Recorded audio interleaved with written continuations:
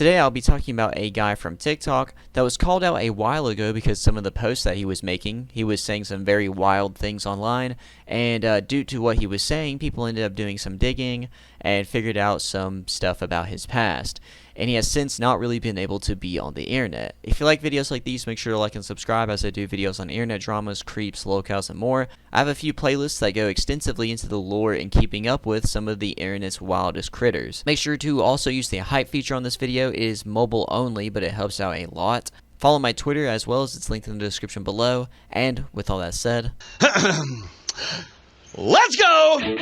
The guy's name is Jesse Wayne Stark. He used to be known as BlackSheepTinyHome or House on TikTok, where he would show off that he lived in a tiny home. It was a truck and camper combo of sorts. I think he made the camper himself. He originally started YouTube making posts that weren't really significant or weren't really harmful or anything like that, should be looked at. They're all just kind of weird, or just maybe some personal vlogs of sorts like him with his bikes and such. But he ended up having a turning point where he would go on these schizo-like rambles on how he was sent from heaven and some science and religious stuff as well. Some of you have not figured out who I am. There are a lot of people who know exactly who I am. People who have met me in real life. There are witnesses who know exactly who I am. I am an agent of the God of love. My purpose on this planet is to usher humanity, to lead humanity out of slavery and into heaven on earth.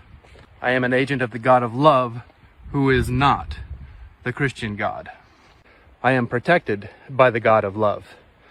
People have seen me rise over and over and over again, and I will continue to rise until I have accomplished what it is that God has put me on.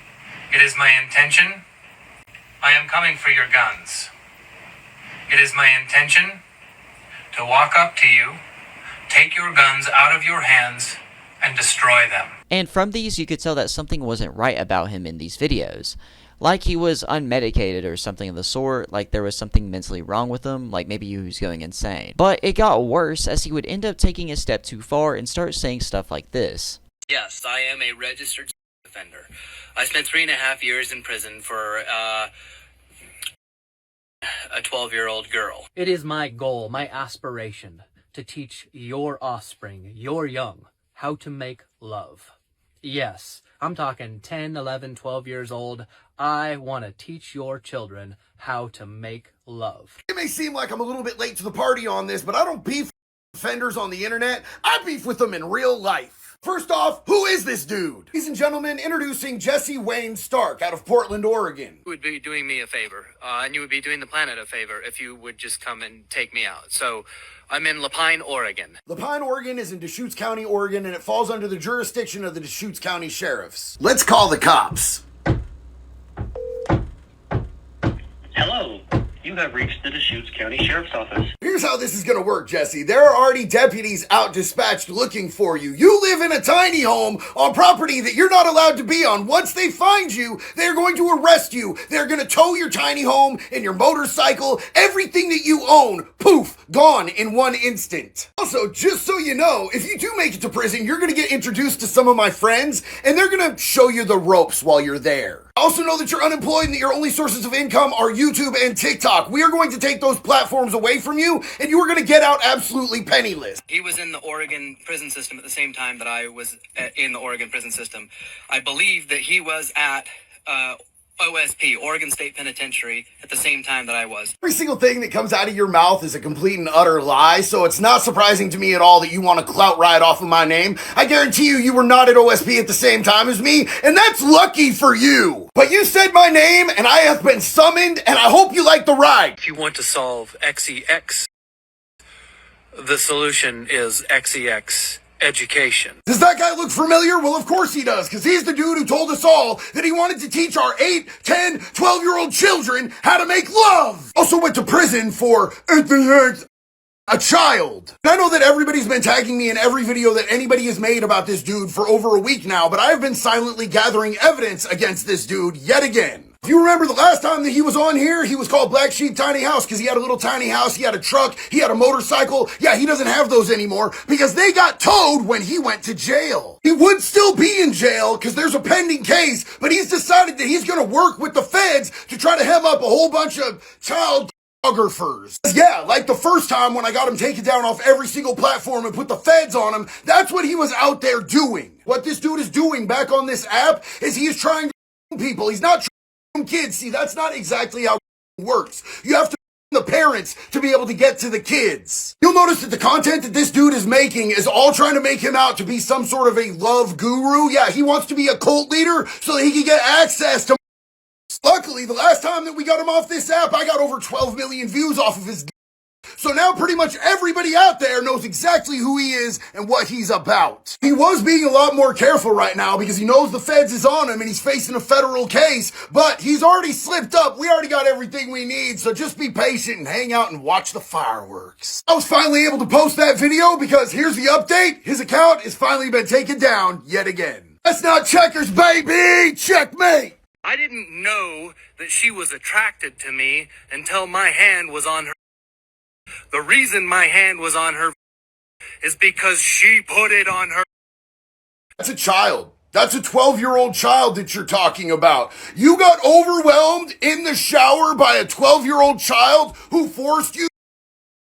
Sir, we can all tell that you've taken years and years to be able to try to justify this to yourself. Just know that we are not as stupid as you, and it is not going to work on us. You are not the victim here. The 12-year-old little girl is. You've worked yourself into a victim complex over this because you had to do just a few years in prison. And in fact, you know the disgusting thing about the state of Oregon where you got caught is it's been over 10 years, so you're not even on the registry anymore, and you've had your entire record expunged. But being out here on the internet talking like this is a real easy and quick way to end up becoming a real life victim instead of one that you just made up in your head to justify your disgusting actions. I've seen your videos where you're on here begging people to come and take your life. I wish you immortality and a natural life sentence. I hope everything that you could possibly imagine that could get worse in your life gets worse. This would cause an uproar online, as many people would now call into LA Pine County, where he was at, and request action to be taken against him, because of course he was saying some insane stuff online regarding kids. JD DeLay, a popular ex-convict TikToker who at the moment has over 600,000 followers on there, I think he had more at one point, but he kept getting banned. He makes videos on weirdos from time to time as well, along with all the other stuff he makes. The video he made on BlackSheepTinyHouse and all the other videos following it absolutely blew up, which caused even more people to talk about it online. And he was right, as it seems like he was trying to go down as like a cult leader of some sort. The way that he talked and stuff in these videos with these rambles and stuff, and you'll see more later, he seems very weird in those type of aspects. And Jesse Stark actually made a video of his own on his YouTube channel where he went to prison and explained, quote, what all happened to cause him to go to prison. The full video kind of shows more of the weird mindset and, quote, philosophy, I guess you could say he has. And here it is.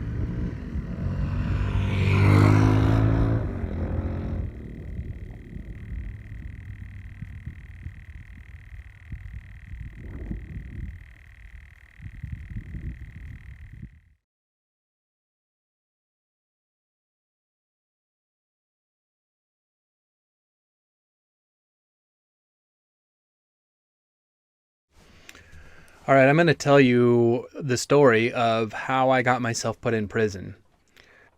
First of all, I confessed. I did have interaction, contact with a very young woman. I'm doing this inside because the weather outside has been crazy for days. The wind has been blowing nonstop. So I'm inside the camper, set up a little makeshift studio. We'll see how it goes.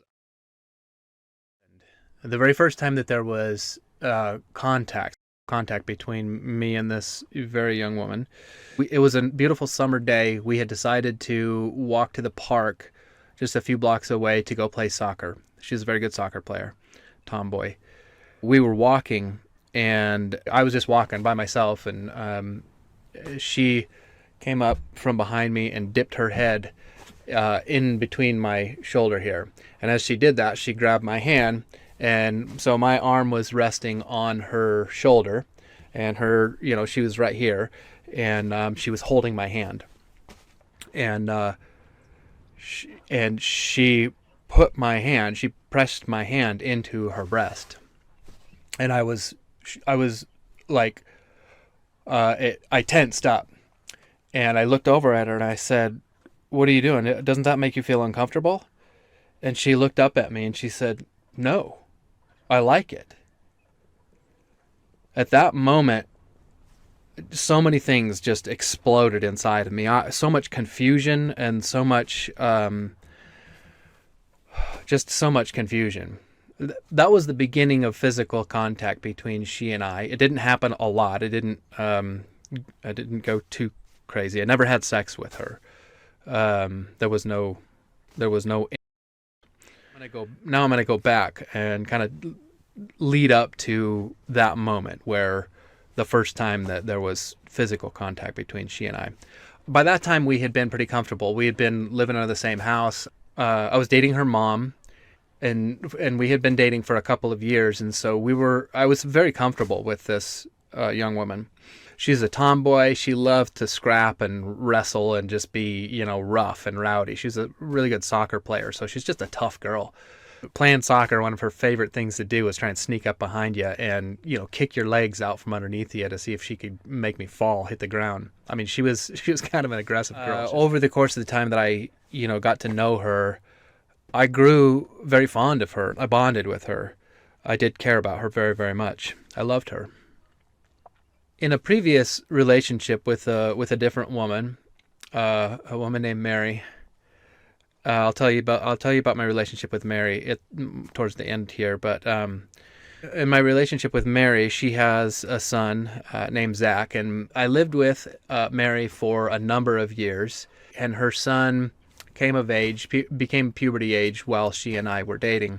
He was going through 5th grade or whatever it was, ed, and I remember the day he came home from school, kind of asking questions a little bit, and at that point, I was young. I was in my early 20s. Mary was considerably older than me at that point. She was in her late 30s. When he came home kind of talking about ed stuff, I was not totally sure how to deal with that, how to handle that. But I could remember back to when I was a teenager, and I was definitely the subject of purity culture. The idea that, you just got to stuff everything that you're feeling and do not allow yourself to feel or be sexual in any way, shape, or form. And I knew that wasn't right. I knew that was screwed up.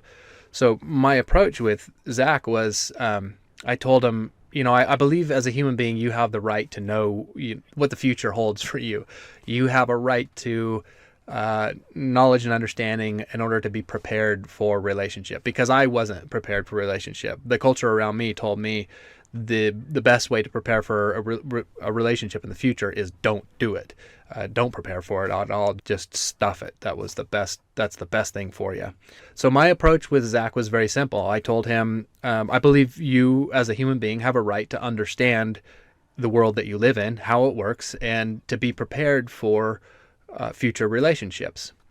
So I told him, I said, if there's anything you want to know, any question you ever want to ask, I will always give you the most upfront and honest answer that I possibly can. That proved to be a very good strategy with him. I remember sitting out in the backyard, chucking the football back and forth, and he just kind of asking questions. And mostly what I told him, my advice to him was, I remember specifically, don't be in a hurry to get married. Most likely the first woman that you date will not be the woman that you marry. There's a lot of people out there in the planet, and there's a whole bunch of different people that could make potential good partners. And so don't be in a hurry. Your body wants to do sex. Your body is going to want to. And I said, I'm not going to tell you that you can't or that you shouldn't. But here is what I know. There are a few things that can happen. There are 3 potential negative consequences for engaging in sexual activity. Those 3 potential consequences, this is a matter of, science. Those 3 potential consequences are either you can contract, which is totally manageable. You could get somebody pregnant, which again is totally manageable. Or the third thing is big emotions, like emotional wounds, emotional trauma, or big positive emotions too. And that also can be managed if you learn how to manage it and are careful. I told him, don't get be careful. Don't get anybody pregnant. That is number one most important thing. So many people get pregnant at an early age and then just get trapped and locked into it. If you are going to have babies, make sure that you are in a good position, that you're mature, and that your financial situation is prepared to be able to support that young life. So be careful with pregnancy. Be super careful. And then also be very careful with your emotions. Don't just throw your around. You're talking about heavy attachments and heavy feelings with people that you care about, and you don't want to hurt others, and you don't want to be hurt. That was my advice to Zach, and that worked really well. Fast forward years later, I got in this relationship with this woman with a young daughter, and same thing happened. She's 12 years old. She came home from school talking about, and I said, no problem. I've done this before, been here before, had a positive experience, and I'm just going to stick to that same strategy. I told her the exact same things. I said, I believe you have a right to know the truth, and if there's anything you want to know, I'll just be as open and honest with you as I can. I wasn't prepared for where that was going to take the situation. I was blindsided by this. That day that she, ducked her head under and put my hand on her, I was not prepared for that at all. All these explosions went off in my brain, and I was always under the impression that the only time that an older man would engage with a younger woman was if he was preying upon her, that he was pursuing her. I earnestly believe that it was completely unnatural for a young developing person to develop feelings and attachments to somebody in their 30s. It never occurred to me that her emotional attention would be directed at me. I was caught off guard by this. I didn't know it. Leading up to that moment, looking back, I can see that she had been coming at me for a while. I didn't realize what it was. I never put it together because of my own repression, right? I'm going to talk about repression, but I was going forward with repressed assumptions about among 12-year-old girls. We were comfortable with each other. I'd been living under the same roof with her for a couple of years, and we were scrappy and wrestly, and no problems, just very comfortable with each other. Looking back, she was doing things that did not register with me as, energy.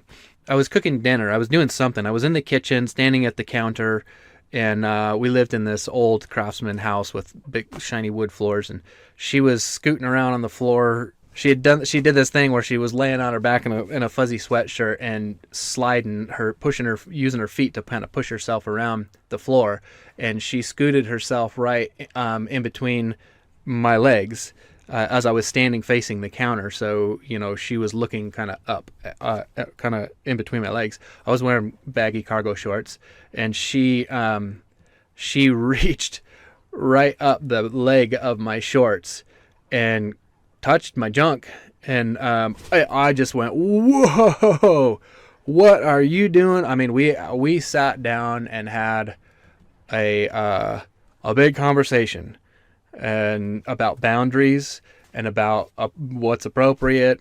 That was like, what are you doing? But again, it didn't quite register with me what she was doing. I thought she was just wrestling or being scrappy because, again, that was very normal for us to, like I said, she would just try to take me out whenever she could. So she also did come home from school one day.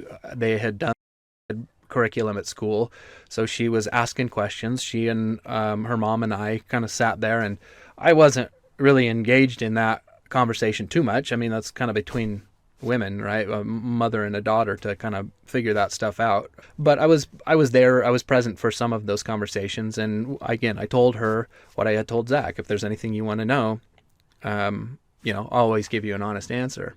I wasn't prepared for the questions that she was going to ask. She started asking a lot of questions. It started out with her mom in the room, just asking honest questions. And then she would come to my room and ask questions. I remember her asking questions like, job. And I wasn't prepared for that kind of questioning. With Zach, it had been different. It was just a different deal. But she was like assertive and asking these questions. So I just kind of had to backpedal a little bit and be like, well, yeah, I'm going to give you an honest answer. But, geez, I wasn't prepared for that. So this happened gradually over the course of a long span of time.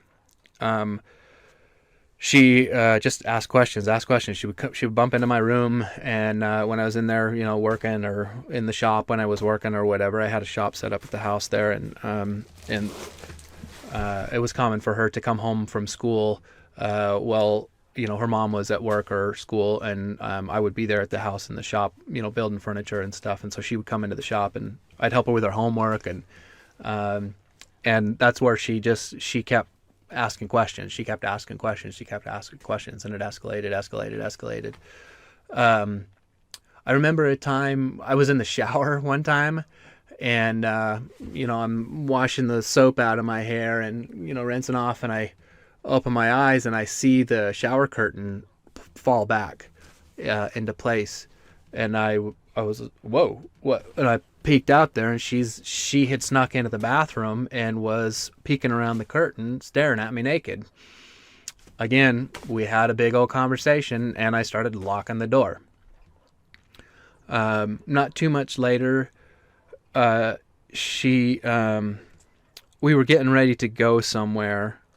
I don't remember where we were going, but I ran over to my room to change clothes real quick before we left, and she waited to try to time it just right so that she popped my door open right when I was in the midst of changing.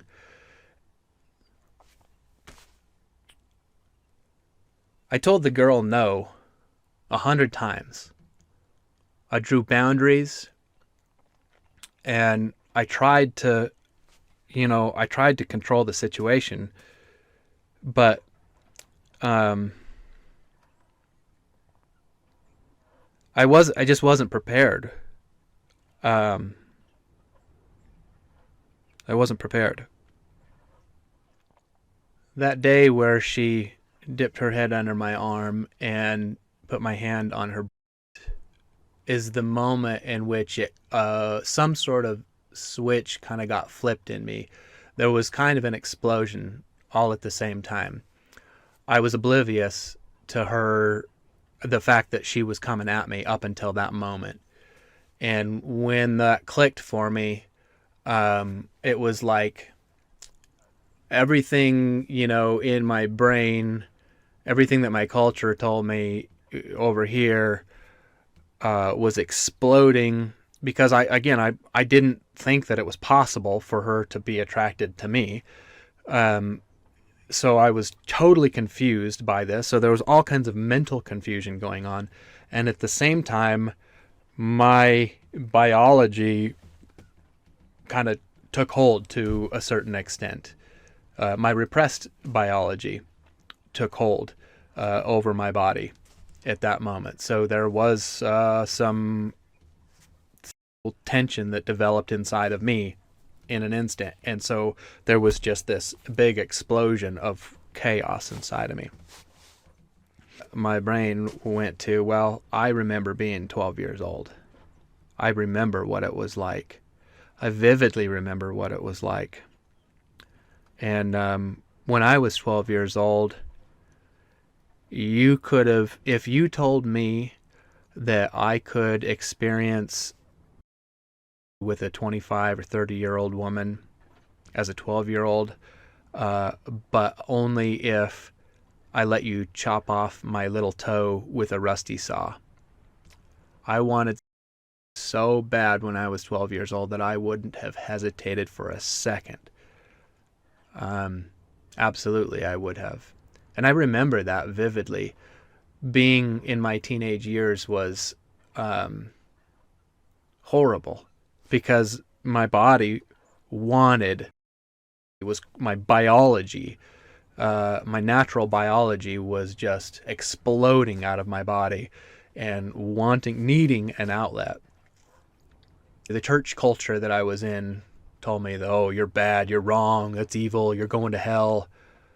So I got all twisted up and stuffed a lot of that. And, they told me that it was a sin and only sinners do that. And I didn't know at the time that there is no such thing as a 12-year-old boy who doesn't. I didn't know that. They told me there was something wrong with me, and I believed them. So I tried to stop it, and it just screwed me up. I know now, looking back, that there's nothing wrong with biology. Reproductive biology is absolutely perfect.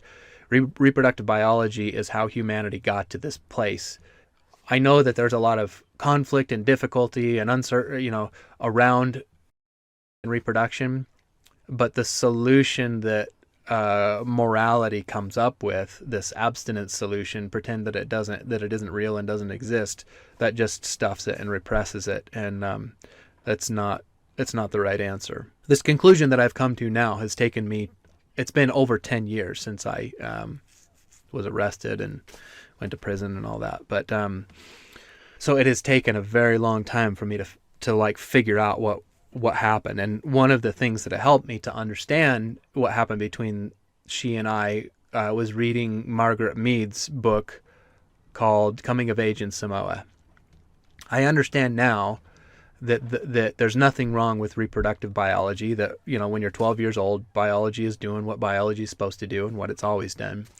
But there is something very, very wrong with our religious, cultural ideology around. That's abundantly clear when you look out at our culture. I mean, we are all twisted up.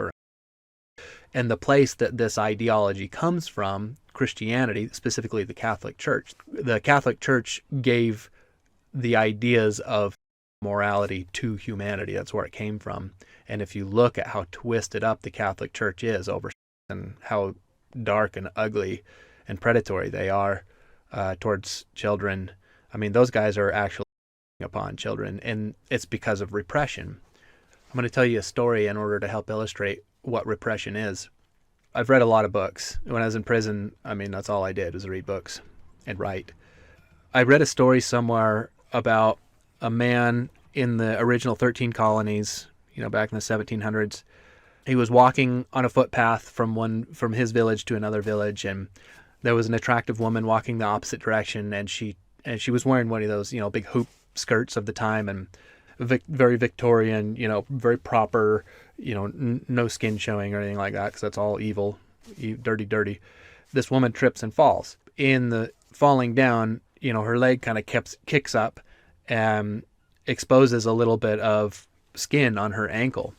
Well, this guy sees this and he helps her up and, gets her on her way. But as he's walking, he can't stop thinking about her ankle flesh, right? The skin on her ankle. And he's so wound up inside, he's so tense inside. The biological pressure is so intense inside of him that all it takes is a glimpse of her leg for him. And he couldn't stop thinking about her. And so 3 days later, he thought, you know what, the only proper thing to do, the only rightly Christian thing to do is to go find that woman and ask her to marry him. And that's what repression looks like. When you're all twisted up, it gets really screwy. We're not as repressed today as the Victorians, but we are definitely an emotionally repressed society. And it starts at puberty age. My culture around me told me that there is something wrong with the way that you're feeling. You shouldn't be feeling that. God made a mistake. And the way to fix that is whatever you're feeling inside of it, stuff it. Don't pay attention to it and ignore it and just try to muscle your way through until you can get to marriage. I've also come to understand that relationship is a skill set. Love is a verb. That means that it's an action. It's something that you have to do. If it's an action, it's something you have to learn how to do. We are not born with relationship skills. Just like as a toddler, we're born, we don't know how to walk. During our development, we have to learn how to walk. And the process for learning anything is trial and error. That's how we learn.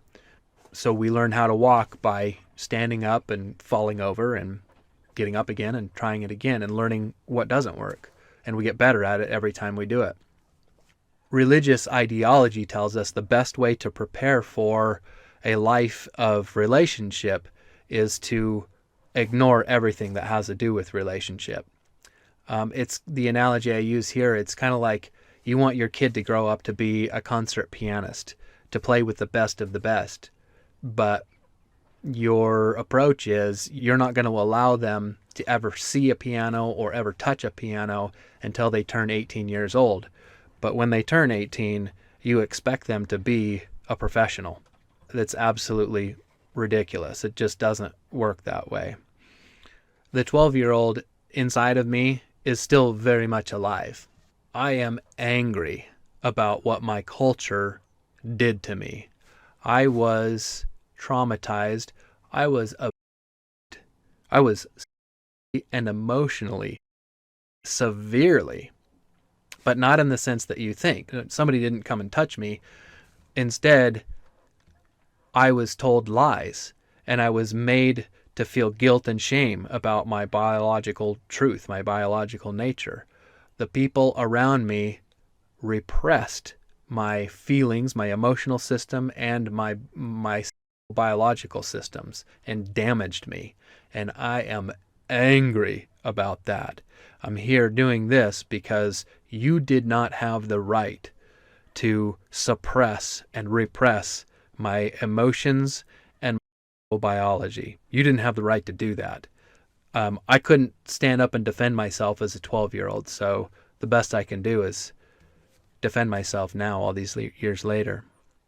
I am not suggesting that older people, older men, should be given the freedom to go have their way with, whatever young girls they want. I am not If you read the book Coming of Age in Samoa by Margaret Mead, this is about cultural anthropology, an understanding that different cultures that have approached adolescence and development differently get different results. We are a twisted up, angry, hostile, we are an emotionally sick society. We are an emotionally toxic culture. And the reason that we are an emotionally toxic culture is because we are all repressed. Every single one of us in this culture was a victim of the use of repression. And now, as adults, we're all emotionally and biologically unhealthy and twisted up. If you go to the Webster Dictionary and look up the word specifically means taking something from somebody that is not willingly offered. That's it. That word, we apply that word pretty much specifically to sexuality, but you can apply it to anything. Capitalism is it takes. It takes. What Margaret Mead saw in Samoa when she was there in the 1920s was there was no ideology, and they were a truly liberated people, and they were a much happier and much healthier society, emotionally and sexually. America was really struggling with teenage rebellion, right? They were going through the 60s, the hippie movement. The hippies were rebelling against the nuclear family. They wanted free love and communes. So there was a big cultural conversation over teenage angst and teenage rebellion. And Margaret Mead, through her studies in Samoa, saw that in Samoa there was no teenage angst, there was no teenage rebellion, there was no emotional turmoil in the teenagers of the Samoan society. They were very different. That culture was very different and didn't have the same problems that American Christian culture was having. When a girl or a boy came of age, when they start feeling the desire, the culture around them helped foster that. You have the freedom. It's your body. You have the freedom to do with your body what your biology is driving you to do. all human beings, regardless of age, have a fundamental right to express their biology and a fundamental right to choose their own partner, the person that they want to express their biology with. And if a young person is choosing someone of their own age, so be it. But if a young person is choosing somebody of an older age, they have the right to do that. And in that case, the older person is not taking something from from the younger person that they're not pursuing on their own. When young women in Samoa engaged with older men in the Samoan culture, there was not harm done as a matter of scientific cause and effect. We operate under the presumption that as a matter of scientific cause and effect, anytime that somebody over the age of 18 engages with somebody under the age of 18, that an injury has occurred, even if it's a 17-year-old and a 19-year-old.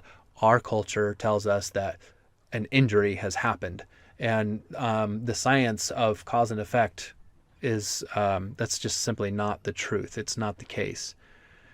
So I did go to prison for 3.5 years. I confessed to this thing. It did escalate a little bit more than just, me having my hand on her. There was another time we were watching a movie down in the basement. It was dark and it had gotten to be kind of late. It was a Friday night or a Saturday night or something. And, we were sitting on the couch and she was sitting next to me. And I was kind of dozing off. I wasn't totally awake. And she reached over and she grabbed my hand. And she put my hand on her. And I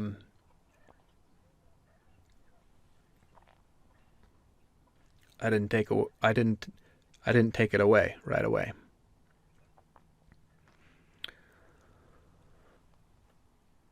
I made her feel good. I never rated her.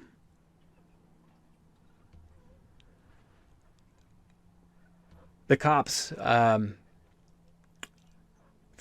were so into the details, man. They just wanted the juicy details. They wanted to know how many times it happened and what happened, and I was dumbfounded.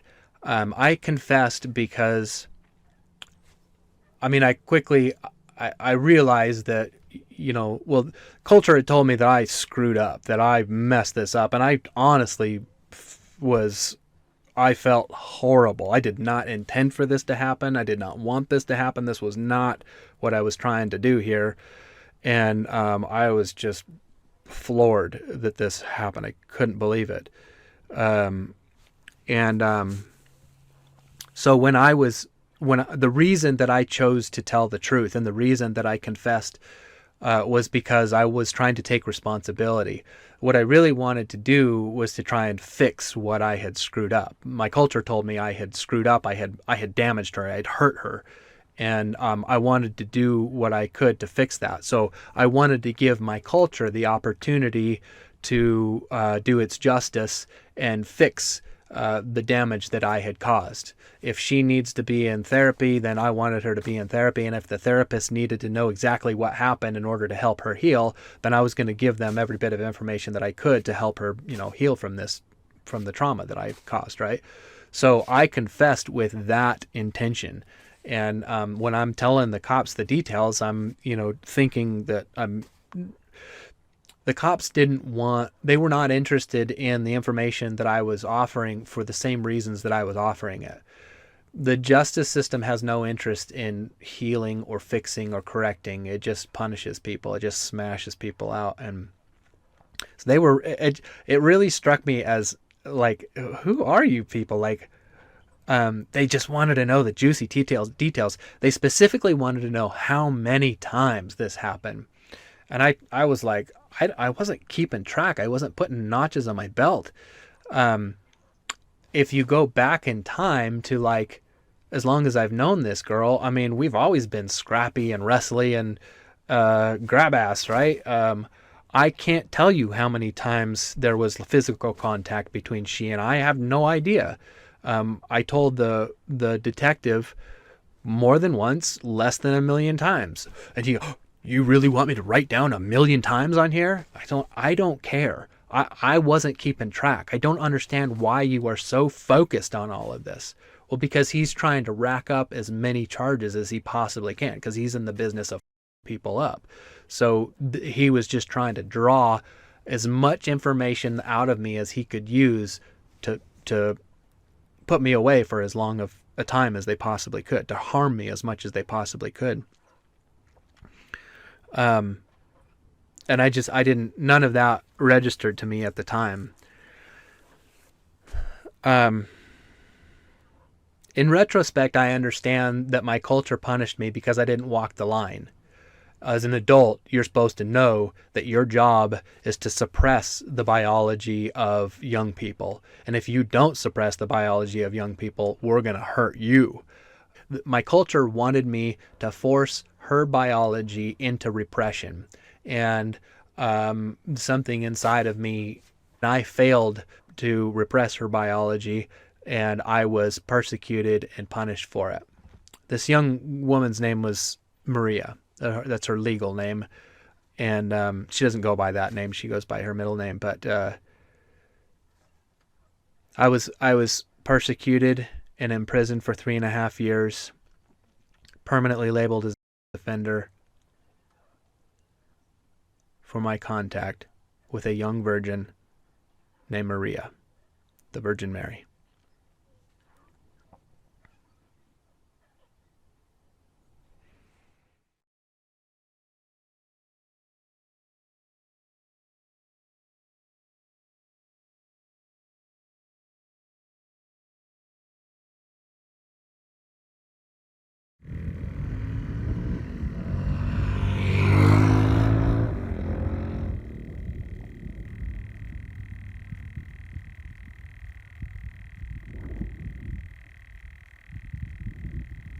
It's like kind of insane to me that he just, instead of taking accountability for his actions, he blames society, and then also uses this book as like, the source of what truly to do with that type of stuff. It's just insane to me. The logic is very flawed. I'm pretty sure most people can call that out. Also, he says that they're trying to suppress that stuff, but he just talked about the education in schools and stuff like that, which isn't really oppressing it. It's actually teaching them the proper stuff about it. Right? So to me, it's just kind of weird. He doesn't take accountability at all. He just instead decides to blame society. I can't think of like the word that describes people that do that. It wouldn't be villainous is the only way I can think of it. He's just one of those guys that blames society because he doesn't want to take accountability. He spent 3.5 years in jail, which isn't long enough for a crime like this that he did.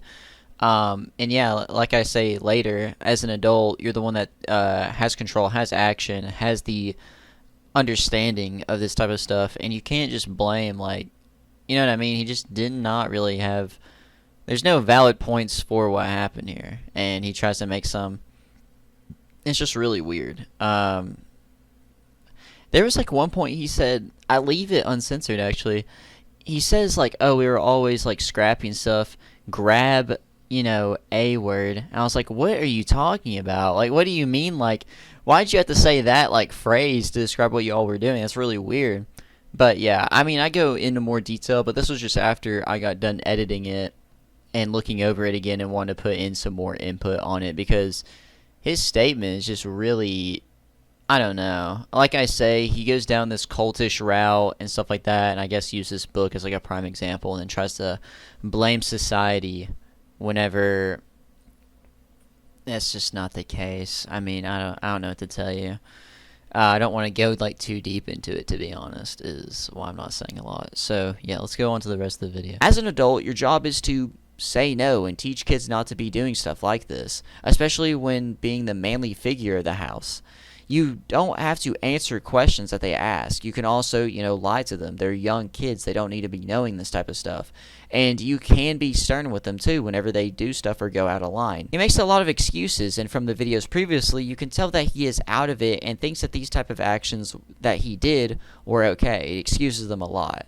He just comes out and says some out-of-the-mind things in this video as well that, like, you'll be sitting there, you'll be listening, and then you're like, what? He basically doubles down in this video. And he talks about the cops like, oh, they ask so many questions. They want to know the details because they want to charge you. The more they know, the better and easier it is to take you down. Of course they want to know the details. It's not because they're into whatever you are. This guy is just absolutely absurd. And I wonder what psychological effects this had on the victim. Because not only is the girl the victim in this, but so is the mom in a way, and maybe even the brother, as all of these people are affected by his actions. He tries to play off that his actions don't have actual lifelong of negative effects on these people.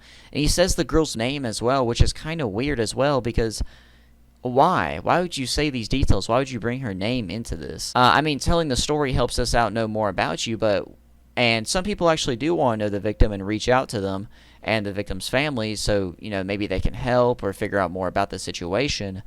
But yeah, it's so weird to me that you would say her name. But like I said before, this shows more of the little weird rants that he goes on, and shows more that he's mentally not there, and shows more of him being a creep, of course, and tells the story a little bit better than what I could find from archived TikToks. Thanks to people taking action, all of his socials, other than his Instagram from what it looks like, which I'm not sure if he even uses, has been taken down. The YouTube channel was also taken down. All of this started in August of last year with people, or I think it might have been late July as well, maybe July of last year, where people started talking about this guy.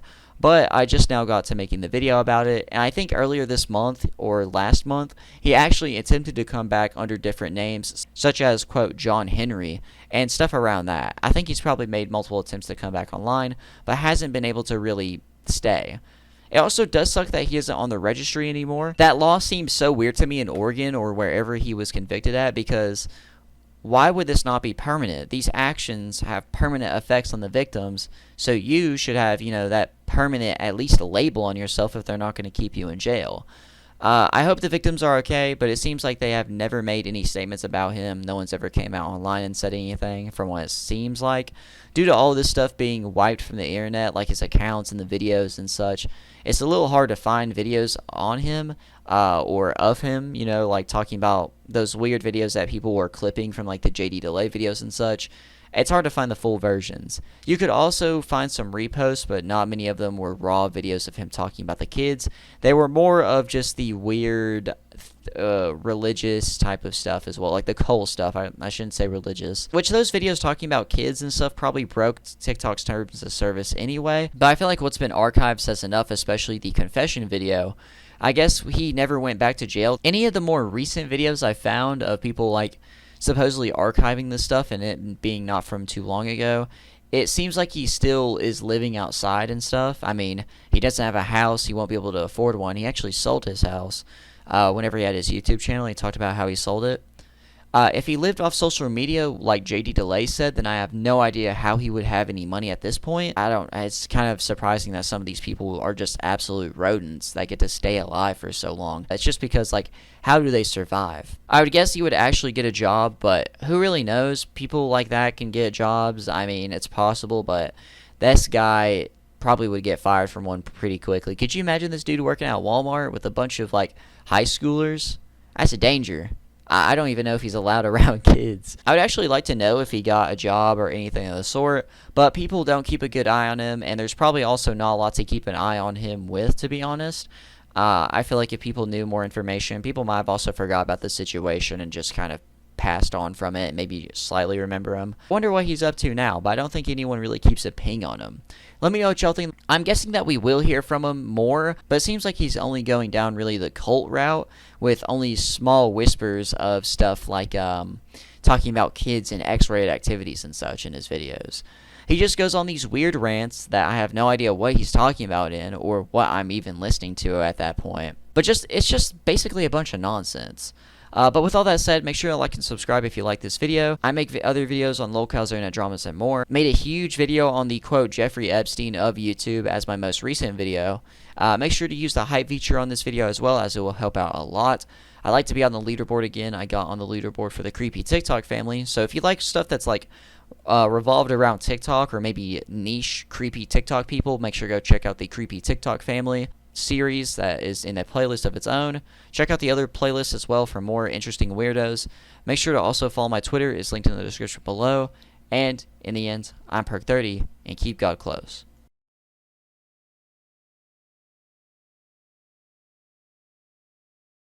Who are you waiting for? My friends? Listen, we know you're here to see an 11-year-old girl. She said she was 12!